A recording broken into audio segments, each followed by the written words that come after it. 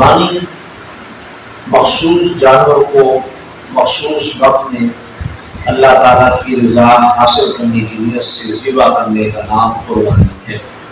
نیز ہرن اور نیل گائے جیسے جانور عام طور پر پالے نہیں جاتے، لہذا ان کی قربانی جائز نہیں ہے۔ نبی پاک علیہ السلام نے ارشاد فرمایا کہ یوم النحر یعنی ذی الحجہ کی 10ویں دن میں ابن آدم کا کوئی عمل خدا کے نزدیک خون بہانے یعنی قربانی کرنے سے زیادہ پیارا نہیں، اور وہ جانور قیامت کے دن اپنے سینگوں، بالوں اور کھروں کے ساتھ آئے گا، اور قربانی کا خون زمین پر گرنے سے پہلے کہ اللہ تعالیٰ کے نزدیک مقام قبول میں پہنچ جاتا ہے، لہذا خوش دلی سے قربانی کرو۔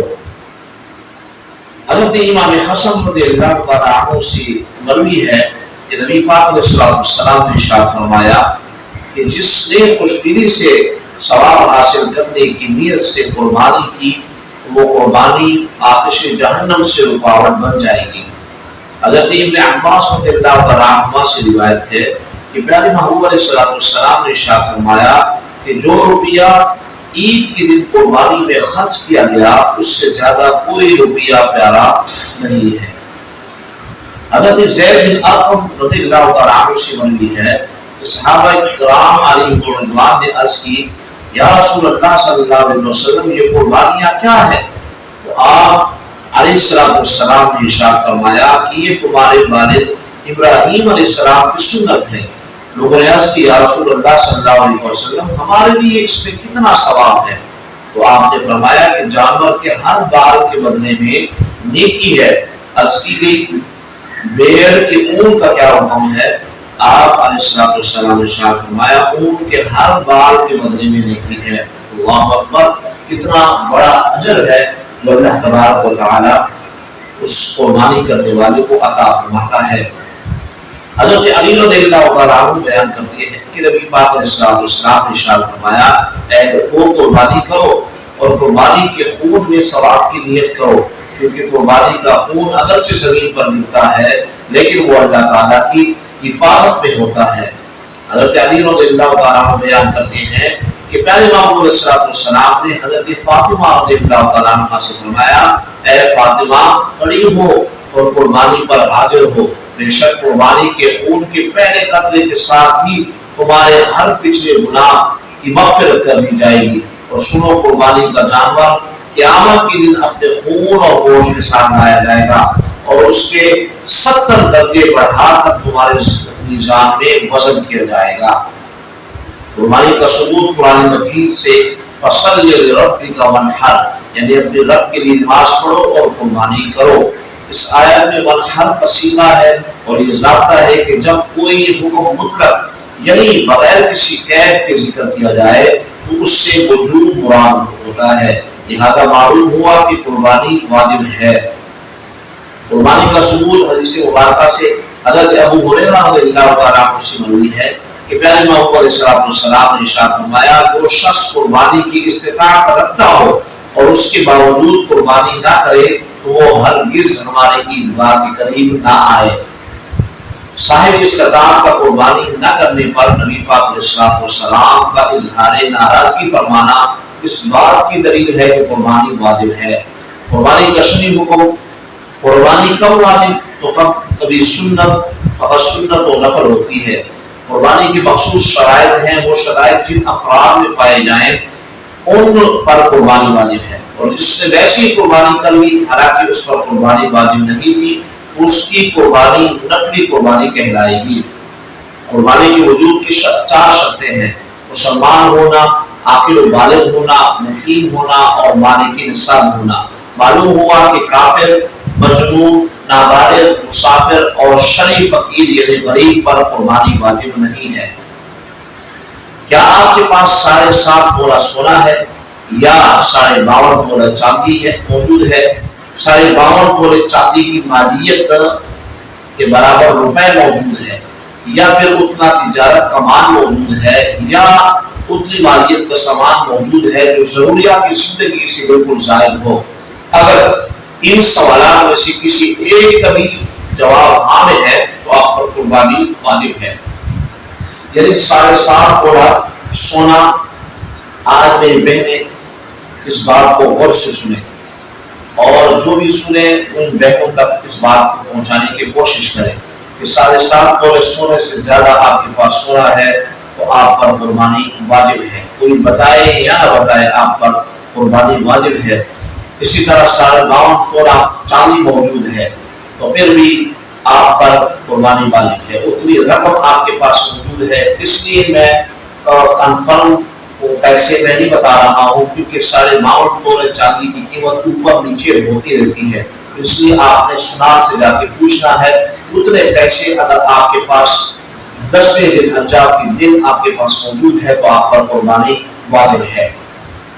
یا پھر آپ کے پاس سونا تو تھوڑا ہے لیکن پیسے آپ کے پاس موجود ہے تو پھر بھی آپ پر قربانی واجب ہو جائے گی کہ سونے اور اس پیسوں کو ملانے سے اگر 52.5 تولا چاندی آپ کے پاس ہو سکتی ہے تو پھر آپ پر قربانی واجب ہے۔ اسی طرح میری مائیں اس بات کو سنیں کہ جہیز کا سامان بڑائی ہے، ان کو اس نے چھیڑا نہیں ہے، وہ ایسی رکھا ہوا ہے لیکن وہ ہے قیمتی، اس کی قیمت جو ہے 52.5 تولے چاندی سے زیادہ بن رہی ہے یا اس تک پہنچتی ہے تو اس عورت پر بھی، اس مائی صاحبہ پر بھی قربانی واجب ہے۔ کسی نے پلاٹ دیا ہوا ہے کہ میں اسے آگے جا کر جو ہے بیچوں گا تو وہ پیسے بڑھیں گے، اس نے بیچنے کے لیے پلاٹ دیا ہوا ہے تو اس پر قربانی واجب ہے۔ بندی ہے یا بندہ ہے، ان دونوں اس کے اندر شامل ہیں۔ تو اس لیے اس بات کو جو بھی بہنیں ہیں، مائیں ہیں، ان تک پہنچانے کی آپ کوشش کریں، جو بھی سنیں اس بات کو۔ مقروض پر قربانی واجب نہیں ہے۔ اگر کسی کے پاس نصاب یا اس سے زیادہ مالیت موجود ہے لیکن کسی کا قرضہ وغیرہ ادا کرنا ہو اور قرضے کی رقم نکالنے کے بعد نصاب باقی نہیں بچتا، قرضہ نکالنے کے بعد ایک تو یہ ہے کہ قرضہ نکالا پھر بھی صاحب نصاب آپ ہیں تو پھر آپ پر قربانی واجب ہے۔ یہ بات ہو رہی ہے کہ قرضہ نکالنے کے بعد وہ کچھ بھی نہیں بچتا تو ایسے شخص پر قربانی واجب نہیں ہے۔ اس لیے قرض کا نصاب نکالنے کے بعد قرض نکالا پھر بھی اس کے بعد آپ کے پاس اتنے پیسے موجود ہیں کہ 52.5 تولا چاندی کی قیمت کے برابر آپ کے پاس پیسے ہو سکتے ہیں یا بنتے ہیں تو ضرور آپ پر قربانی واجب ہے۔ اگر کسی شخص کے پاس سابقہ سالوں کی زکوٰۃ، قربانیاں یا کفارے وغیرہ باقی ہو اور ان چیزوں کی رقم علیحدہ کرنے پر نصاب باقی نہ بچتا ہو تو ایسے شخص پر بھی قربانی واجب نہیں ہے۔ مثلا کسی کے پاس 1 لاکھ روپے موجود ہے لیکن پچھلے کئی سالوں سے زکوٰۃ ادا نہیں کی تھی، گزشتہ سالوں کی قربانیاں باقی ہیں تو ایسے اس رقم کو نکالنے کے بعد بھی اگر وہ صاحب نصاب نہیں رہتا تو ایسے شخص پر قربانی واجب نہیں ہوگی۔ قربانی کے نصاب میں جہاں کہیں ضروریات زندگی کا لفظ استعمال ہو تو اس سے مراد وہ چیزیں ہیں کہ جن کی عموماً انسان کو ضرورت ہوتی ہے اور ان کے بغیر گزر اوقات میں شدید تنگی اور دشواری محسوس ہوتی ہے، جیسے رہنے کا مکان، پہننے کے کپڑے، سواری، علم دین سے متعلق کتابیں، پیشے سے متعلق اوزار وغیرہ۔ لہذا معلوم ہوا کہ ڈیکوریشن پیس، ضرورت سے زائد مکان، خالی پلاٹ، کھیل کود کا سامان اور وہ گاڑیاں جو بالکل استعمال میں نہ ہو، ان میں سے سب کی یا کسی ایک کی قیمت بھی 52.5 تولا چاندی تک پہنچتی ہے تو اس پر قربانی واجب ہے کیونکہ یہ چیزیں ضروریات زندگی میں شامل نہیں ہے۔ کیا شرعی فقیر یعنی غریب پر بھی قربانی واجب ہے؟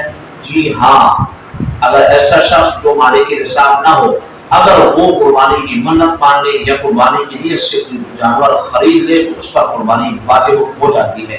یعنی شرعی فقیر کو تو ویسے قربانی واجب نہیں ہے لیکن اس صورت میں یہ جو میں نے صورت بیان کی ہے کہ اگر ایسا شخص ہے جو مالک نصاب نہ ہو اگر وہ قربانی کی منت مانے یا قربانی کے لیے اس سے کوئی جانور خرید لے تو اس پر قربانی واجب ہو جاتی ہے۔ البتہ گھر کے پلے ہوئے جانور میں قربانی کی نیت کرنے سے یا خریدنے کے بعد قربانی کی نیت کرنے سے قربانی واجب نہیں ہوتی۔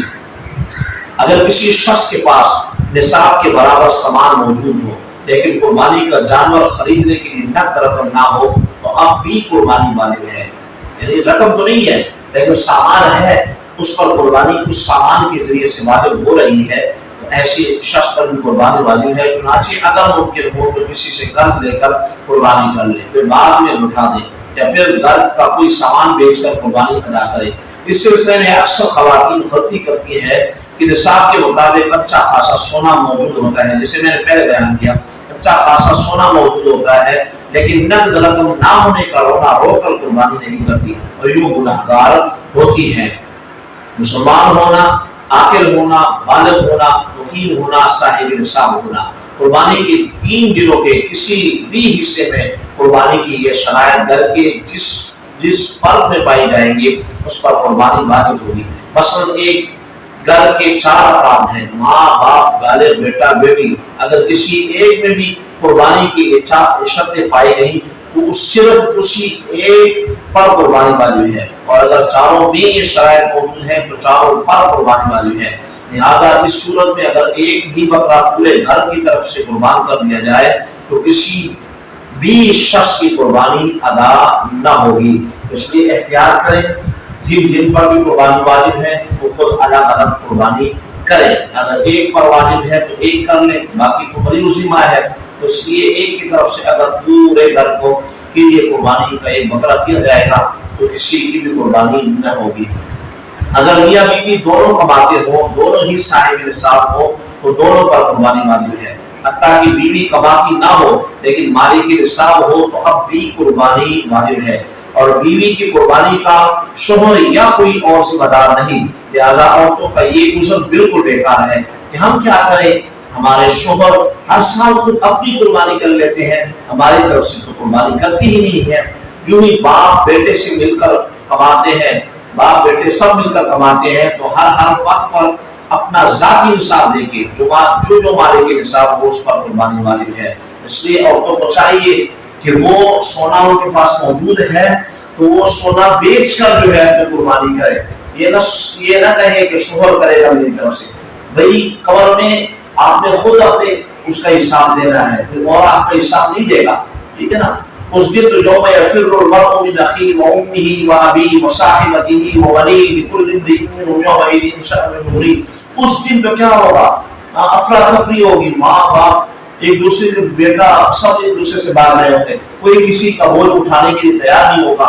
تو اس لیے ہماری مائیں بہنیں بہت ہی ناقص العقل ہوتی ہے اور اس کا رونا رو رہی ہوتی ہے کہ میرا شوہر میری طرف سے نہیں کر رہا۔ بھی سونا آپ کے پاس ہے، پیسہ آپ نے تباہ کے رکھا ہوا ہے، گھر مکان آپ نے لیا ہوا ہے، اس کو جو ہے قیمتی ہونے کی خاطر کی قیمت بڑھے گی تو میں بیچوں گی، تو سارا آپ کے پاس خود ہے، آپ خود مالک ہو، اس لیے آپ کو خود سوچنا چاہیے کہ آپ قربانی کریں، کسی اور پر اپنی قربانی نہ ڈالیں۔ اس لیے اگر آپ جو بھی سننے والے ہیں، اگر آپ کے پاس یہ میری ویڈیو پہنچ جاتی ہے، یہ پیغام پہنچ جاتا ہے تو ضرور کوشش کریں کہ ان ماں اور بہنوں کو یہ بات ضرور سنوائیں۔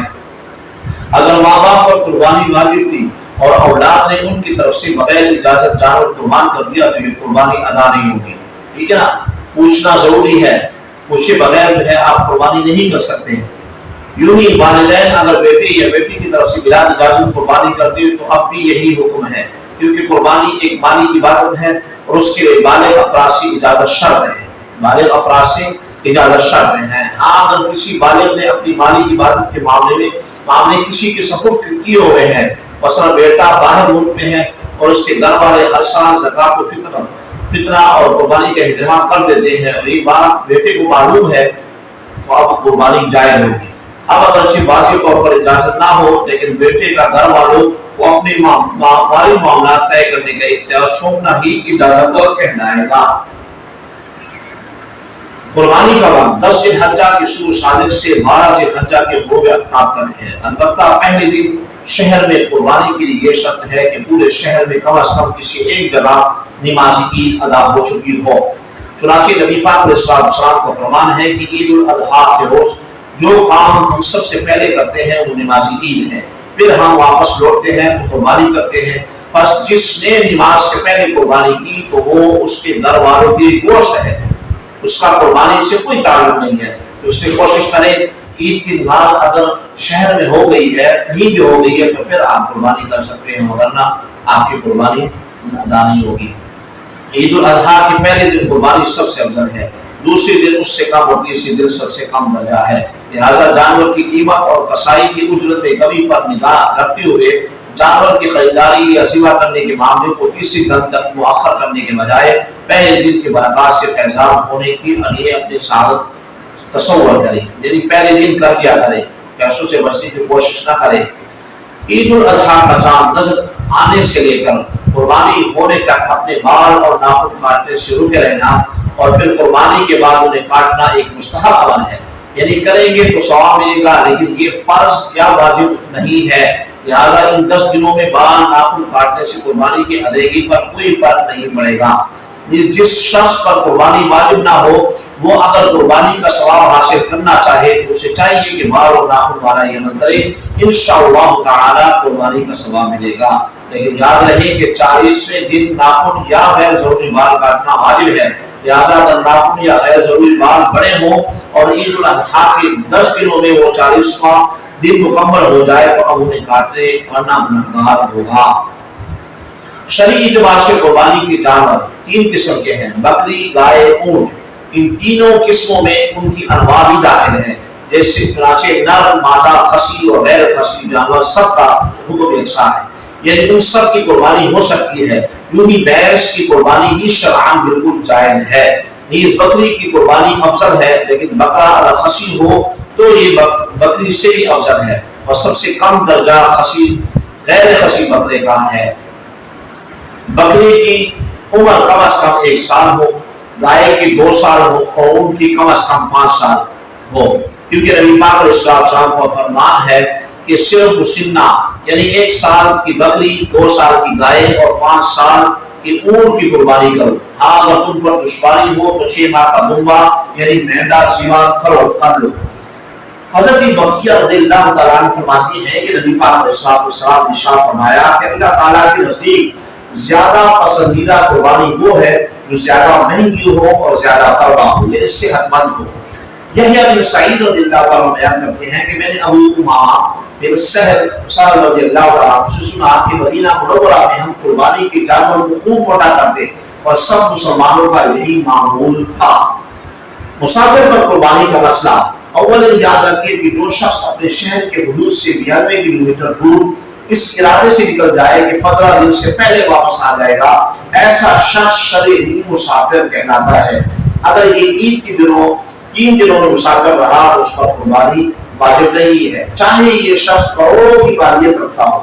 ہاں اگر مسافر عید کے 3 دنوں میں سے کسی بھی حصے میں مقیم ہو جائے یعنی واپس اپنے شہر کے حدود میں داخل ہو جائے تو ایسا شخص مقیم ہو گیا، حتیٰ کہ اگر عید کے تیسرے دن مغرب سے کچھ دیر پہلے ہی مقیم ہو گیا تو اب قربانی اس پر واجب ہوگی۔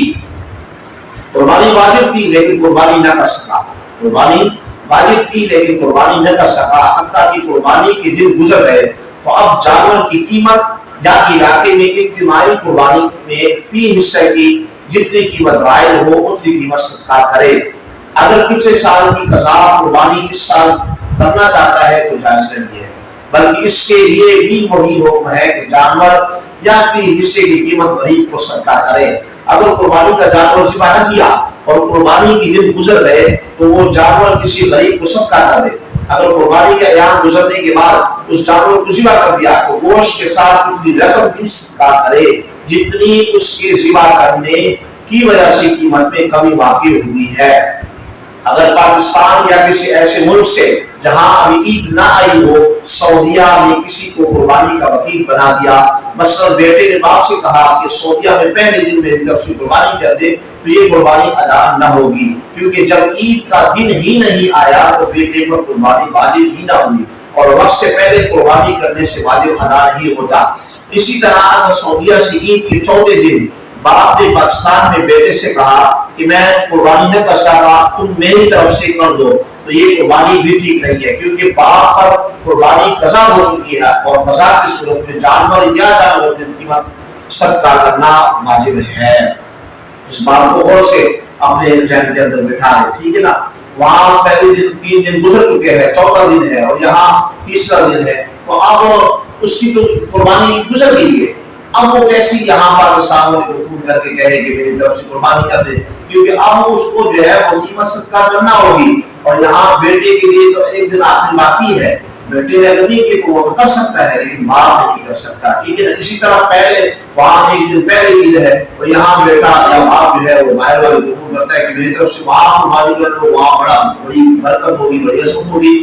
اب ارے بھائی آپ پاکستان میں ہے، آپ کا ابھی تک 9 ذی الحجہ ہے، وہاں 10 ذی الحجہ ہے، تو آپ کیسی اس کو حکم دے سکتے ہیں؟ آپ ابھی تک تو آپ کے اوپر قربانی واجب بھی نہیں ہوئی ہے، تو اس لیے اس بات کو ذہن میں بٹھانے کی کوشش کریں، احتیاط کیا کریں۔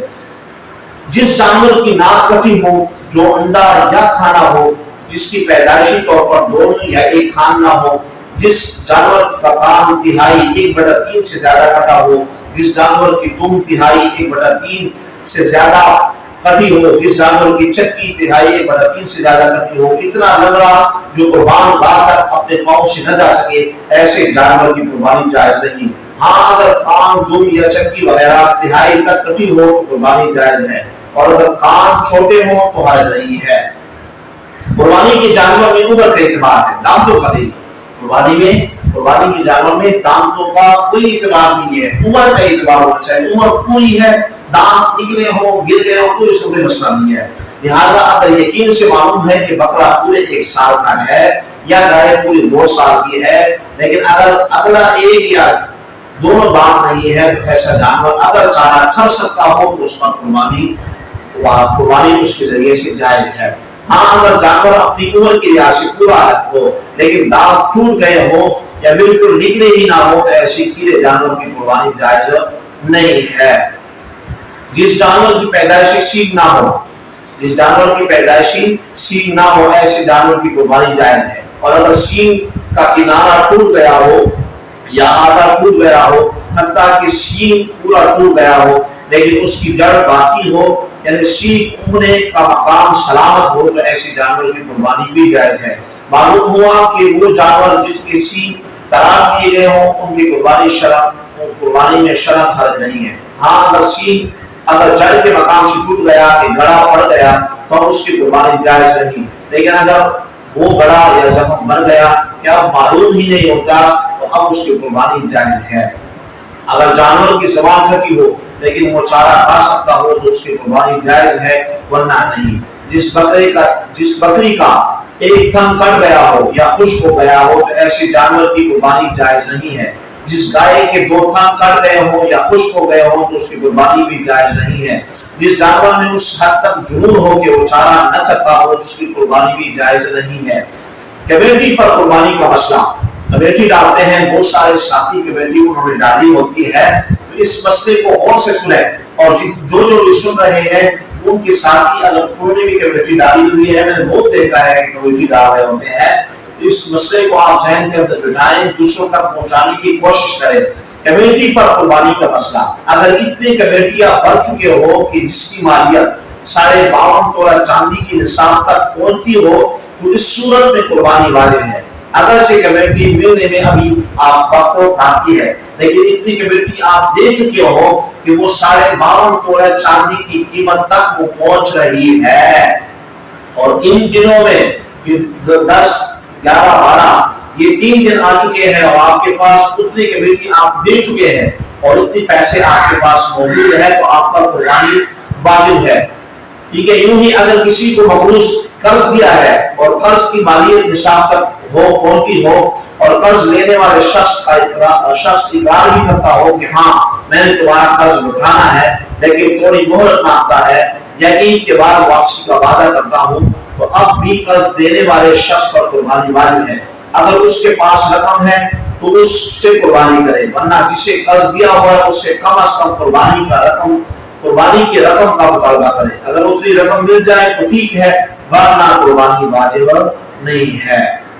جس کے پاس 52.5 تولہ چاندی کی نصاب کے برابر مالی تجارت موجود ہو اس پر قربانی واجب ہے۔ یوں ہی جس کے پاس اتنی مالیت کا حاجت اصلیہ سے زیادہ سامان یا دکان یا پلاٹ یا مکان موجود ہے اس پر بھی قربانی واجب ہے۔ بلکہ علماء کرام نے یہاں تک فرمایا ہے کہ جس مقام میں کچھ کمرے سردی اور گرمی ہر موسم میں بند رہتے ہیں اور ان کمروں کی مالیت 52.5 تولہ چاندی کی نصاب تک یا اس سے زیادہ قیمتی ہو تو اس پر بھی قربانی واجب ہے۔ معلوم ہوا کہ قربانی کے وجوب کے لیے پلاٹ یا مکان کا تجارت کی نیت سے خریدنا شرط نہیں، بلکہ ان پر مطلقاً قربانی واجب ہوگی بشرطے کہ یہ دکان اور مکان حاجت اصلیہ سے ظاہر ہوں۔ کیا حاجی پر بھی عید الاضحیٰ کی قربانی واجب ہے؟ کیا حاجی پر بھی عید الاضحیٰ کی قربانی واجب ہے؟ اس مسئلے میں حاجی کو چاہیے کہ وہ اپنے ایام کا حساب لگائے کہ مکہ، منا، مزدلفہ، عرفات وغیرہ ان تمام مقامات پر کل کتنے دن ٹہلنے کا ارادہ ہے۔ اگر تو مکہ سمیت ان تمام مضافاتی علاقوں میں 15 دن سے کم ٹہلنے کا ارادہ ہے تو اب حاجی شرعی مسافر ہے، اس پر عید الاضحیٰ کی قربانی واجب نہیں۔ اور اگر ان مقامات پر 15 سے زیادہ دن ٹہلنے کی نیت ہے اور دیگر شرائط بھی پائی جا رہی ہیں، مثلاً حاجی صاحب مثال اور عاقل والد ہے، تو اب اس پر بھی عید الاضحیٰ کی قربانی واجب ہوگی۔ جن حاجیوں پر عید الاضحیٰ کی قربانی واجب ہے وہ حرم میں قربانی کر سکتے ہیں، اگر وہ چاہیں تو کسی دوسرے ملک میں کسی کو اپنی قربانی کا وکیل بھی بنا سکتے ہیں۔ حج کی قربانی کا شرعی حکم۔ اولاً یاد رکھیں کہ حج کی 3 اقسام ہیں، حج کرام، حج تمتع، حج افراد۔ یہ میقات سے باہر حج کرام جو ہے یہ میقات سے باہر والوں کے لیے ہے، اس میں عمرے اور حج دونوں کا احرام باندھا جاتا ہے، پھر عمرہ کرنے کے بعد اسی احرام میں حج کیا جاتا ہے، یہ سب سے افضل ہے اور ایسے حاجی پر حج کی قربانی واجب ہے۔ تمتع یہ بھی میقات سے باہر والوں کے لیے ہے، اس میں عمرے کے بعد احرام کی پابندیوں سے نکل کر 8 ذی الحجہ کو حج کا احرام باندھا جاتا ہے، ایسے حاجی پر بھی حج کی قربانی واجب ہے۔ افراد یہ حج میقات اور حدود حرم والوں کے لیے ہے، اس میں عمرہ کرنا گناہ ہے اور اگر کر لیا تو غم واجب ہے، ان پر حج کی قربانی واجب نہیں ہے۔ بعض لوگوں کا خیال ہے کہ پہلی قربانی نبی پاک علیہ السلام یا ماں باپ کی جانب سے ادا کرنا لازم ہے، پھر اپنی کریں، یہ خیال بالکل غلط ہے۔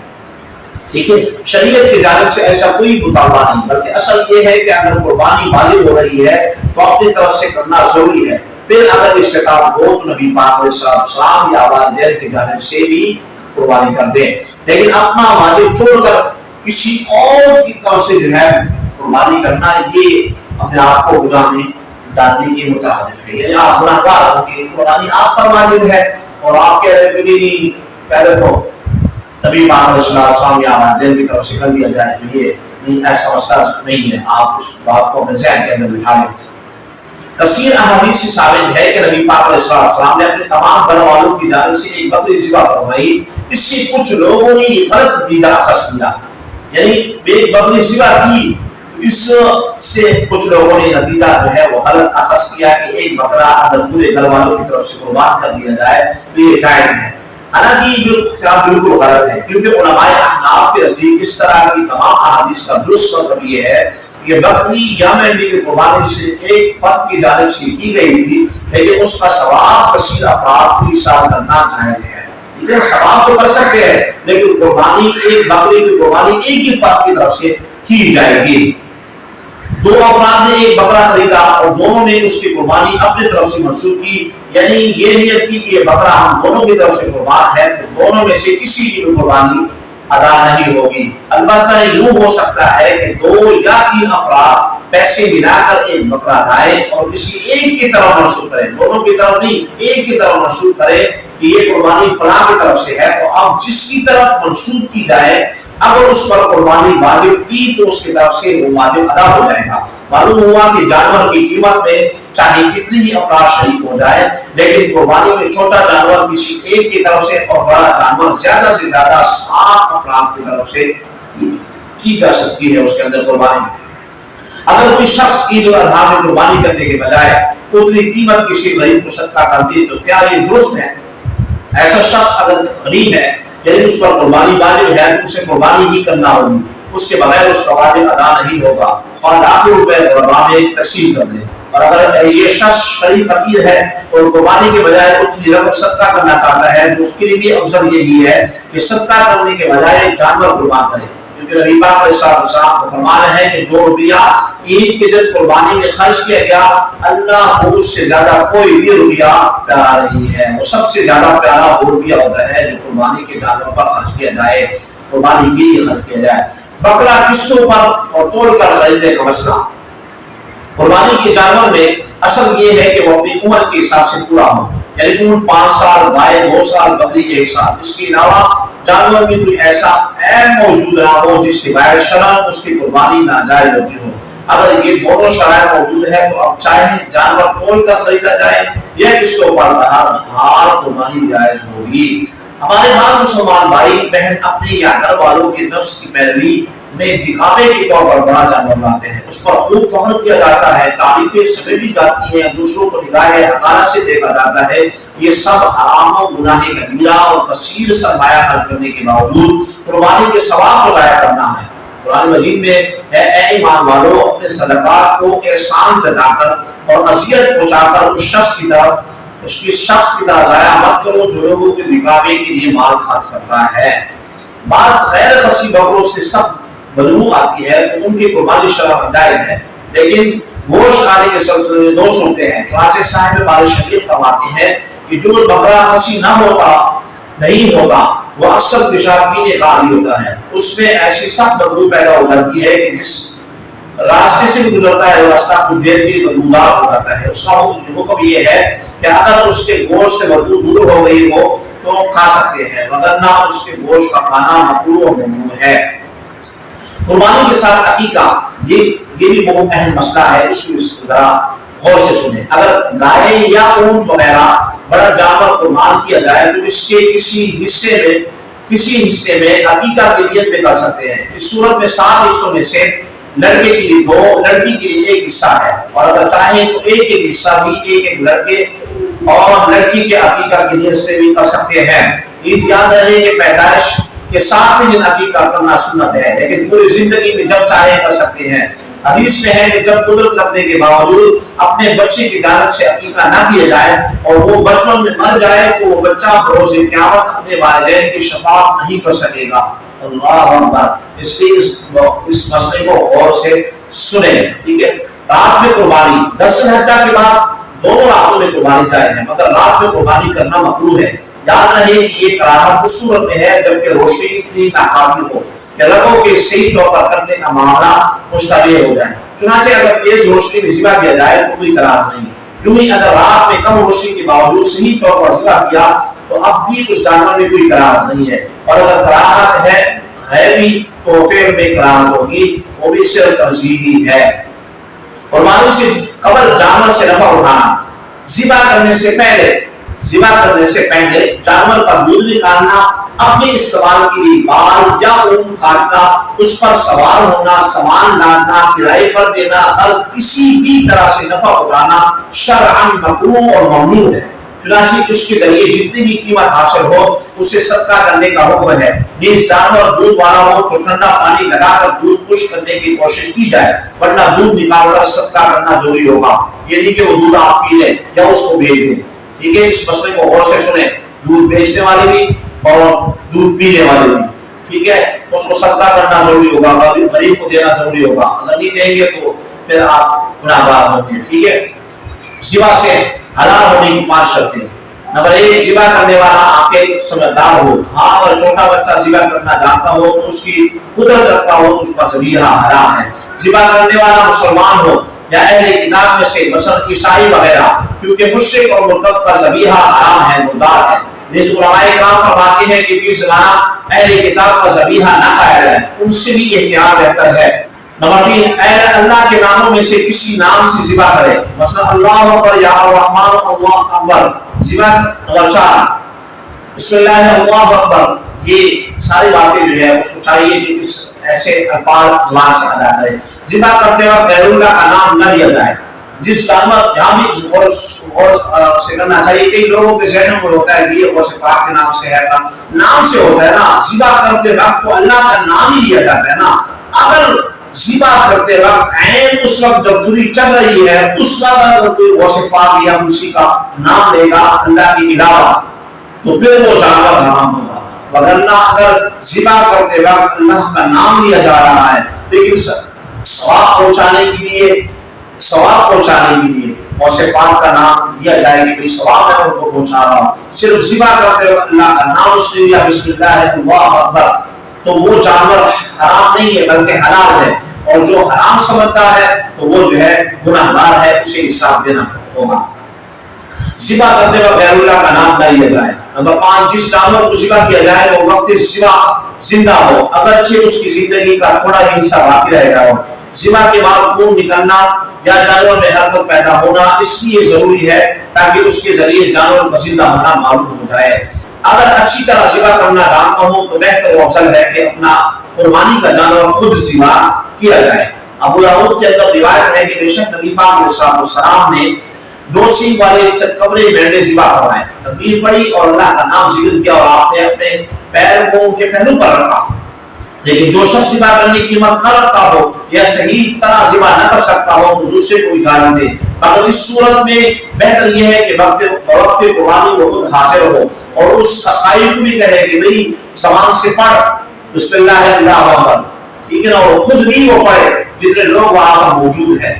اسی طرح ذبح کرتے وقت تکبیر کا ایک اہم مسئلہ یاد رہے کہ جانور ذبح کرتے وقت اتنی بلند آواز سے تکبیر پڑھنا لازمی ہے کہ تکبیر کی آواز کم از کم خود کے کان تک پہنچ جائے۔ ہاں اگر اطراف میں شور ہو یا ذبح کرنے والا اونچا سنتا ہو تو الگ بات ہے۔ نیز توجہ رہے کہ اگر وقت ذبح ایک سے زائد افراد نے چوری پر ہاتھ رکھا ہے تو سب پر تکبیر واجب ہے۔ وہ کہتے ہیں نا یار آ جائے راجہ صاحب، آ جائے جو ہے چودھری صاحب، آ جائے جو ہے شیخ صاحب، آپ کی ہاتھ رکھے۔ تو اب قصائی جو پڑھ رہا ہے اس نے ہاتھ بغیر ہاتھ رکھے جو ہے تو قربانی کرتے وقت ہاتھ اگر اسے چوری پہ رکھا ہے تو جتنے لوگوں نے رکھا ہے ان سب پر تکبیر کہنا واجب ہے، تکبیر وہ ضرور کہیں گے۔ الگ بات ہے ٹھیک ہے، وقت ذبح جتنے افراد ہیں ان سب پر تکبیر کرنا واجب ہے۔ اگر چوری پر ہاتھ رکھنے والوں میں سے کسی ایک نے بھی اتنی بلند آواز سے تسبیح نہ پڑھی، بسم اللہ اللہ اکبر نہ پڑھا تو جانور حرام ہو جائے گا اور قربانی بھی ادا نہیں ہوگی۔ اللہ اکبر کتنا ضروری ہے اور کتنا جو ہے اہم مسئلہ ہے، لیکن کبھی آپ نے سوچا ہے، کبھی آپ نے اس مسئلے پر غور کیا ہے، کبھی آپ نے اس بات کو توجہ سے سنا ہے، کبھی کسی عالم سے آپ نے پوچھا ہے کہ آیا ہماری قربانی ہوگی یا نہیں ہوگی؟ بس ہاتھ رکھ دیا، زبان سے کچھ نہیں پڑا۔ تو اس لیے جتنے بھی ہاتھ رکھیں گے اس جانور کو حلال کرنے کے لیے خدا نے اس بات کو اس مسئلے کو اپنے ذہن میں بیٹھا ہے۔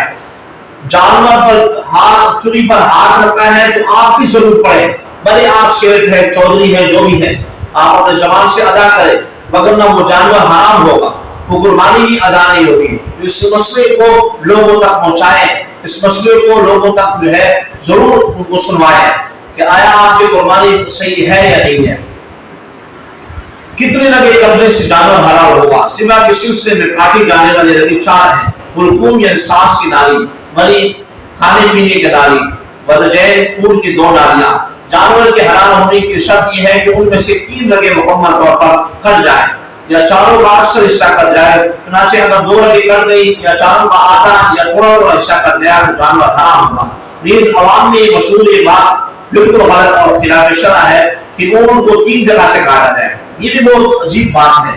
ان کو صرف اونٹ کو نہر کیا جائے گا یا ایک جگہ سے ذبح کر لے بس یہی کافی ہے، ضروری نہیں ہے کہ آپ 3 جگہ سے اس کو کاٹیں گے۔ پھر میں نے دیکھا ہے کہ ابھی تک خون نکل رہا ہے دوسری جگہ سے چھری پھیر دی، عجیب بات ہے، آپ اس کو تکلیف میں ڈال رہے ہیں جانور کو، نہر کر دیا چھوڑ دے، خون نکلے گا پھر آگے وہ گر جائے گا، آپ کو کوئی ضرورت نہیں ہے کہ دوسری جگہ جو ہے آپ چھری پھیرتے ہیں۔ اتنے جو ہے مسائل کا اگر آپ کو شوق ہے تو آپ سیکھیں، جو قصائی ہیں ان کو علم حاصل کرنا ضروری ہے، اور بس کم جو ہے لوگوں کے جانوروں کو ذبح کرتے وقت ان کو حرام نہ کرے بلکہ صحیح طور پر جو ہے وہ کاٹے۔ اپنے بزرگوں کے نام پر قربانی کرنا شرعاً جائز ہے، یہ بہت بڑی سعادت کی بات ہے۔ حضرت علی رضی اللہ عنہ کی سنت مبارکہ ہے، چنانچہ حضرت انس فرماتے ہیں کہ حضرت علی رضی اللہ عنہ 2 مہینوں کو قربانی کیا کرتے تھے، ایک نبی پاک علیہ السلام کی طرف سے اور دوسرے اپنی جانب سے۔ جب آپ رضی اللہ عنہ سے اس بارے میں پوچھا گیا تو فرمایا امر علیہ یعنی نبی صلی اللہ علیہ وسلم فلا ادعوه ابدا، یعنی مجھے نبی پاک علیہ السلام نے اس بات کا حکم دیا بس میں اسے کبھی نہیں چھوڑوں گا۔ ان کی طرف سے قربانی کا مسئلہ، اگر کوئی وصیت کر کے فوت ہوا کہ میری طرف سے اتنے سالوں کی قربانی ادا کر دینا، تو اب جو جانور اس وصیت کو پورا کرنے کے لیے ذبح کیا جائے گا اس کے گوشت میں سے اپنے پاس کچھ بھی رکھنا جائز نہیں ہے۔ اپنے پاس کچھ بھی رکھنا جائز نہیں ہے، بلکہ وہ تمام کا تمام جانور باقی سوا غریبوں میں صدقہ کرنا واجب ہے۔ ہاں اگر کوئی وارث خود اپنی خوشی سے اپنے محبوب کے نام کوئی جانور ذبح کرے یا جانور میں کوئی حصہ شامل کرے تو اب اس کا گوشت صدقہ کرنا واجب نہیں ہے، قربانی کا گوشت اسٹور کرنا جائز ہے۔ نبی پاک علیہ السلام نے ارشاد فرمایا تم میں سے جو شخص قربانی کرے تو 30 دن کی صبح اس کے گھر میں قربانی کا گوشت نہیں ہونا چاہیے۔ پھر اگلے سال لوگوں نے عرض کیا یا رسول اللہ صلی اللہ علیہ وسلم کیا ہم اسی طرح کریں جیسے پچھلے سال کیا تھا؟ تو آپ علیہ السلام نے ارشاد فرمایا کہ نہیں، بلکہ اب تم اسے کھاؤ پلاؤ اور چاہو جمع بھی کر لو، کیونکہ وہ سال لوگوں پر تنگی کا تھا، تو میں نے چاہا کہ اب کہ تم اس نے دوسری کی مدد کرو، اس سے میں نے یہ حکم دیا تھا۔ اب کیا ہے کہ آپ اسٹور بھی کر سکتے ہیں۔ گوشت کی تقسیم بہتر یہ کہ قربانی کے گوشت کے 3 حصے کیا جائے، ایک حصہ غریبوں کے لیے، دوسرا گوشت احباب کے لیے اور تیسرا اپنے گھر والوں کے لیے رکھا جائے۔ اگر تمام گوشت اپنے گھر کے لیے رکھ دیا جائے تو یہ بھی جائز ہے، بلکہ اگر قربانی کرنے والے کے اہل ویار زیادہ ہو اور ایک شخص صاحب وسعت نہیں تو بہتر ہے کہ سارا گوشت اپنے بیوی بچوں کے لیے محفوظ کر لے۔ قربانی کا گوشت کافر کو دینا، اعلیٰ حضرت فاضل بریلوی امام رسول فرماتے ہیں کہ قربانی اگر شریف فقیر یعنی غریب نے کی ہو اس کا گوشت آپ کسی کافر کو دینا جائز نہیں ہے۔ ہاں اگر دے گا تو اتنے گوشت کا تاوان نازل ہوگا، اتنا قیمت اس کو ادا کرنے میں۔ اگر غنی نے قربانی کی یعنی ایسے شخص نے کی کہ جس پر قربانی واجب کی تو ذبح کرنے سے واجب ادا ہو گیا، گوشت کا اسے اختیار ہے کچھ بھی کرے، مگر کفار کو دینا خلافی مستحب ہے یعنی اچھا نہیں ہے، اور مسلمان بھائی کو نہ دینا یہ حماقت ہے، یعنی اگر دے دے گا اس پر قربانی تو اس کی ادا ہو گئی ہے، ٹھیک ہے۔ جس شخص پر قربانی واجب کی اگر اس کا جانور گم یا چوری ہو جائے یا مر جائے یا خریدنے کے بعد اس میں کوئی بڑا عیب پیدا ہو گیا تو ان تمام صورتوں میں دوسرے جانور کی قربانی واجب ہے، اور اگر جانور میں عیب پیدا ہونے کے بعد وہ ذبح کرنے سے پہلے ٹھیک ہو جائے تو دوسرا جانور لانے کی حاجت نہیں ہے۔ اور جس شخص پر قربانی واجب نہ ہو اس کا جانور گم یا چوری ہو جائے تو اس پر دوسری قربانی واجب نہیں ہے۔ جس شخص پر قربانی واجب نہ تھی اس کا جانور گم ہو گیا یا چوری ہو جائے تو اس پر دوسرے جانور کی قربانی واجب نہیں ہے، حتیٰ کہ اگر غریب کا جانور عیب دار ہو گیا تو وہ اسی کی قربانی کرے، لیکن اگر ذبح کرتے وقت کوئی عیب پیدا ہو جائے تو امیر ہو یا غریب ہو دونوں کی قربانی جو ہے وہ جائز ہے۔ جانور کے بچے کا حکم، حضرت علی رضی اللہ عنہ کا فرمان ہے کہ گائے 7 افراد کی طرف سے کفایت کرتی ہے۔ عرض کی گئی اگر وہ بچہ جنم دے تو آپ نے فرمایا اصبح ولدہا معہا، یعنی اس کے بچے کو بھی اس کے ساتھ ہی ذبح کر دو۔ بہرحال اگر ذبح نہ کیا تو اسے بیچ کر قیمت صدقہ کر دی جائے، اور اگر قربانی کے ایام میں نہ ذبح کیا نہ فروخت کیا تو اب قربانی کے دن گزرنے کے بعد اس بچے کو زندہ صدقہ کرنے کا حکم ہے۔ جانور کی کھال، رسی، جانجر اور اس قسم کی دیگر چیزیں بھی صدقہ کرنا ضروری ہے۔ ہار یا گوشت وغیرہ کسائی کو اجرت کے بدلے میں دینا جائز نہیں ہے، یعنی قربانی کرنے والا شخص کسائی سے یوں نہیں کہہ سکتا کہ مثلا تم میرا جانور کھا یا اس کے 10 کلو گوشت کے بدلے میں ذبح کر دو۔ نیز قربانی کے کھال اپنی ذاتی استعمال میں بھی لا سکتے ہیں، لیکن اگر بیچ دی تو اب اس کی رقم صدقہ کرنا واجب ہے۔ قربانی کی کھال اپنی ماں باپ رشتہ دار یا سادات کرام کو بھی دینا جائز ہے۔ یہ مسجد و مدرسہ فلاحی اداروں میں بھی دے سکتے ہیں۔ کھال کی قیمت کو بغیر ہیرے شرعی کے یعنی براہ راست مسجد وغیرہ میں خرچ کر سکتے ہیں، اس سے امام کی تنخواہ مسجد کی دیگر ضروریات بھی پوری کی جا سکتی ہے۔ ذبیحہ کی مندرجہ ذیل چیزوں کو کھانا حرام و ممنوع اور مکروہ ہے۔ رگوں کا خون، پیتا، مسانہ، نر و مادہ کی شرمگاہیں، کپورے، غدود، گردن کے دونوں پٹے، حرام مغز، جگر کا خون، پیٹ سے نکلنے والا مردہ بچہ، تلی کا خون، دل کا خون، پاخانے کا مقام اور آنتیں، منتوا جو گوشت کا روتڑا ہو، ذبح کے بعد گوشت نکلنے والا خون، اوجڑی اس کو مکروہ قرار دیا گیا ہے۔ اگر وہ صاف کر لی جائے اور اس سے اسمیل بالکل ختم ہو جائے تو پھر جو ہے وہ قرار ختم ہو جاتی ہے، لیکن اکثر علماء اب جو علماء ہے وہ اس کو جو ہے وہ مکروہ جانتے ہیں، تو اس لیے جہاں اس کا عام ہے وہ پھر عام ہے کھانے کا تو پھر اس کو اسی پر معمول کیا جائے گا۔ کوشش کریں کہ اس کی صفائی بالکل اچھی طرح ہو اور اسے اسمیل جو ہے بالکل ختم ہو جائے تب جا کے وہ آپ کھا سکتے ہیں، اگر نہ کا اسمیل ہے تو پھر جو ہے نہ کھانا جو ہے وہ بہتر ہے، بچنا چاہیے۔ اطمینان کر دیا جائے کہ تمام شرکاء اطمینان اجتماعی قربانی کے حوالے سے ایک مسئلہ ہے کہ آپ اس کو بھی ذرا غور سے سنیں۔ اطمینان کر لیا جائے کہ تمام شرکا ادا کی نیت سے قربانی کے جانور میں شامل ہو، کسی بھی فریق کی نیت گزشتہ سالوں کی قربانی کی نہ ہو، ورنہ تمام گوشت صدقہ کرنا واجب ہے اور قضاء والوں کی قربانی ادا نہ ہوگی۔ توجہ رہے کہ کوئی بھی شریک محض دنیاوی فائدے کے سبب گوشت حاصل کرنے کی نیت سے شامل نہ ہو، البتہ عقیقے یا ولیمے کی نیت سے انسان شامل کر سکتا ہے۔ اگر کسی بھی جانور میں ایک حصے کی قیمت دو افراد نے مل کر دی اور دینے والوں کی نیت یہ ہو کہ یہ حصہ ہم دونوں کی طرف سے ہے یا پورے گھر والوں کی طرف سے ہے، تو بقیہ 6 افراد کی بھی قربانی ادا نہیں ہوگی۔ اس لیے غور کریں، اس مسئلے کو سنیں، کیونکہ اس طرح اس جانور میں 8 افراد کی شرکت ہو گئی۔ اگر کوئی فریق کسی بزرگ یا اپنے مرحومین یا امت مسلمہ پر احسان ثواب کی نیت سے شریک ہو تو جائز ہے۔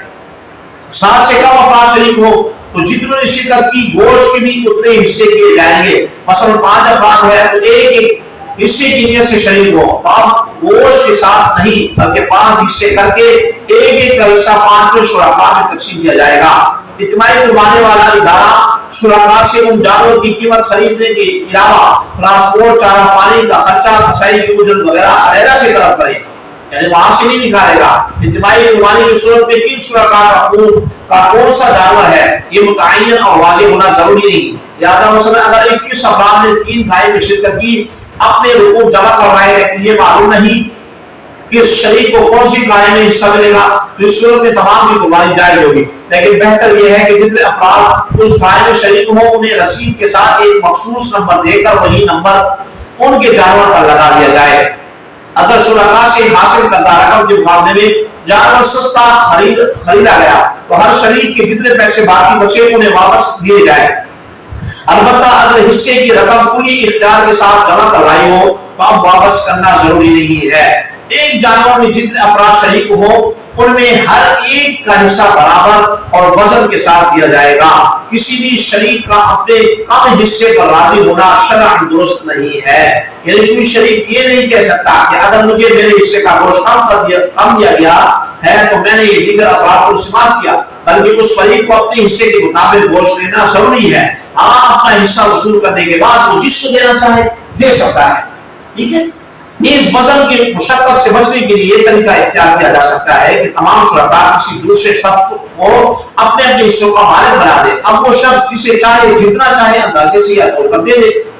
گوشت کی تقسیم کے سلسلے میں ناپ تول کی مشقت سے بچنے کے لیے یہ ہیلا بھی کیا جا سکتا ہے کہ جانور کے گوشت کے ساتھ اس کی سرے، پائی، کلیجے اور کڈنی وغیرہ بھی شامل کر دیے جائے۔ اس طرح گوشت ایک ہی جنس پر باقی نہیں رہے گا بلکہ مختلف جنسوں کا مجموعہ بن جائے گا، اور اس طرح شرکاء کو اندازے سے کم زیادہ شرام دینا جائز ہوگا۔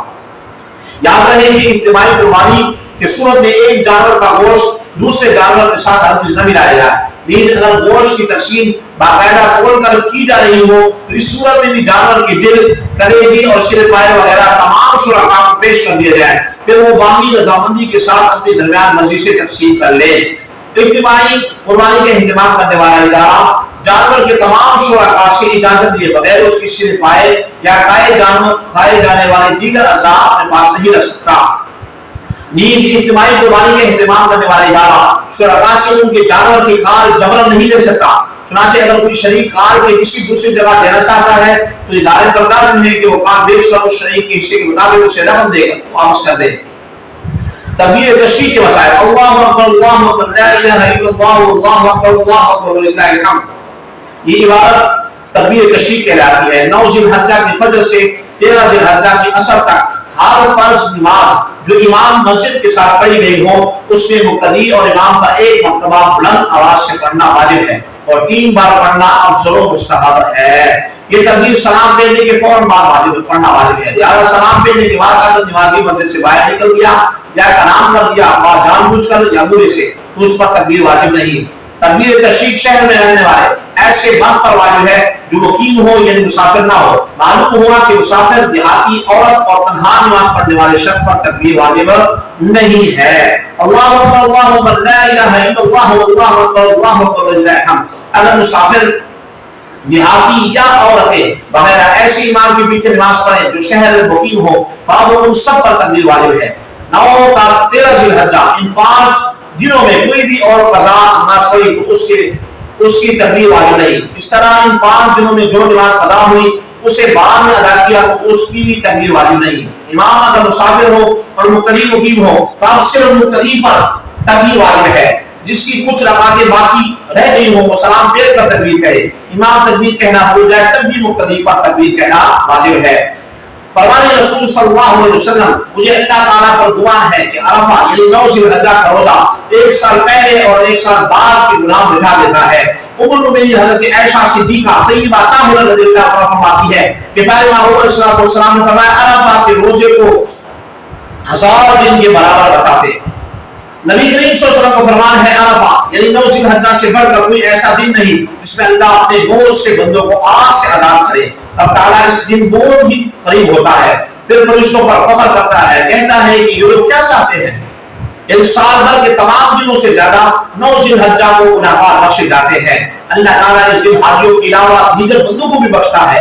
اس لیے غیر حاجیوں کے لیے اس دن روزہ سنت ہے, یعنی اس دن اللہ کی رحمت بندوں سے قریب تر ہوتی ہے. رب تعالیٰ فرشتوں پر حاجیوں کی افضلیت, ان کی شرافت اور کرامت ظاہر فرماتا ہے. حدیث میں ہے کہ عید الفطر کی رات شعبان المعظمہ کی 15 رات کی شب برات 9, 8, 9, 10 ذی الحجہ کی رات جو شخص ان راتوں میں شب بیداری کرے اس کے لیے جنت واجب ہو جاتی ہے. اول یاد رکھیں کہ 1 ذی الحجہ سے 9 ذی الحجہ تک روزوں کی بڑی فضیلت ہے. اس کے علاوہ عید کے 4 دن 10, 11, 12, 13 ذی الحجہ کو روزہ رکھنا حرام ہے. اگر رکھ لیا تو توڑنا واجب ہے, مکمل کر لیا تو توبہ لازم ہے. اور عید کے دن سب سے پہلے قریبی وغیرہ سے کھانے کی ابتدا کرنا یہ روزہ نہیں ہے, اور اگر روزے کی نیت سے بھوکا رہا تو یہ گناہ ہے. البتہ قربانی کرنے والے کی مستحب ہے. بہتر یہ ہے کہ عید کے دن قربانی سے پہلے کچھ نہ کھائے, قربانی ہی کے گوشت سے کھانے کی ابتدا کرے, مگر یہ روزہ نہیں ہے اور نہ ہی اس میں روزے کی نیت کرے. نماز عید نکل جانے کی صورت میں اگر کسی دوسری جگہ مل سکتی ہے تو پڑھ لے, ورنہ تنہا یا قضا نہیں پڑھ سکتا, کیونکہ مذہب احناف کے مطابق جمعہ کی طرح عید کے لیے بھی جماعت شرط ہے اور فوت ہو جانے کی صورت میں اس کی قضا نہیں ہے. لیکن بہتر ہے کہ جس سے یہ نماز عید نکل جائے وہ 4 رکعت 4 کی نماز پڑھ لے. یہ تھی چند مسائل. باقی قربانی کے حوالے سے میں نے پہلے بھی جو ہے ویڈیو بنائی ہے اور اس کے اندر بھی جو ہے میں نے مسائل کا ذکر کیا ہے, اور عید کے حوالے سے بھی میں نے عید الفطر کے دن ویڈیو بنائی تھی. وہاں بھی آپ کو عید الفطر عید الاضحیٰ کے مسائل آپ سماعت فرما سکتے ہیں. لیکن آج میں نے اس بات کی اس ویڈیو کے اندر یہ کوشش کی کہ بہت سارے مسائلوں کو آپ کے سامنے ایک ہی ویڈیو کے اندر یکجا کر دیا جائے, تاکہ آپ کو کسی اور کی طرف جو ہے یا بار بار کی اور ویڈیو دیکھنے کی ضرورت پیش نہ آئے. تو یہ میں نے حد تک امکان کوشش کی کہ آپ کے لیے کافی مسائل جو ہے وہ آپ کے سامنے بیان کر دیا جائے, تاکہ آپ کی کافی مسائل کا جو ہے وہ حل ہو جائے. تو بات ضروری ہے کہ ویڈیو لمبی ہو گئی ہوگی, لیکن اگر آپ آخر تک آپ نے اس کو سنا ہے تو آپ کو ضرور اس کا کچھ نہ کچھ فائدہ آپ کو ضرور مل گیا ہوگا. کوشش کریں کہ اس پیغام کو دوسروں تک پہنچائے تاکہ دوسرے لوگ بھی اس سے فائدہ حاصل کر سکے اور وہ بھی جو ہے اس سے مستفید